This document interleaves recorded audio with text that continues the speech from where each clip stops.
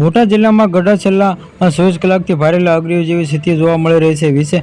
વિશ્વનાપરા વિસ્તાર શુક્રવારે 3 એપ્રિલે રાત્રે બે જૂથો વચ્ચે થયેલી હિંસકા અથડામણ પગે જેમાંથી સમગ્ર પંથકમાં અફરાતફરી મચી ગઈ છે. પશુને મારવા મારી જેવી સામાન્ય બાબત શરૂ થયેલા ઝઘડાને રાતે ઉગ્ર સ્વરૂપમાં ધારણ કરી લેતા લોખંડના પાઇપ અને લાકડી વડે સામે જે હુમલો થયા હતા, જે બપોરે કલેશ રાત્રે લોહી લુહાણ બન્યો છે. મળતી માહિતી મુજબ શુક્રવારે બપોરે પશુને મારવાના જેવી બાબતે બે જૂથો વચ્ચે તકરાર થઈ, જેમાંથી 3 વ્યક્તિ સામે પોલીસ ફરિયાદ પણ નોંધાઈ હતી. જો કે આ વિવાદ શાંત પડવાને બદલે રાત્રે ફરી વકર્યો હતો. જે રાત્રિના સમયે થયેલી બાબતમાં જેમાં રફીક હાજીભાઈ હિંમત સૈયદમાં નામની વ્યક્તિ માથાના ભાગે ગંભીર ઈજા પહોંચી હતી, જેમને પ્રાથમિક સારવાર બાદ વધુ સારવાર અર્થમાં બોટાદ હોસ્પિટલ રિફર કરવામાં આવ્યા છે. જ્યાં ઉપરાંત અન્ય 2 લોકોને પણ નાની મોટી ઈજાઓ થઈ છે. જે આ ઘટના ગંભીર જોતા બોટાદ એએસપીની ડીવાય એસી સહિતના એલસીબી અને એસટીની ટીમો તાત્કાલિક ગઢડા દોડી ગઈ હતી. જે પોલીસ આ મામલે બંને પક્ષોને રજૂ સાંભળી બે મહિલા અને એક સગીર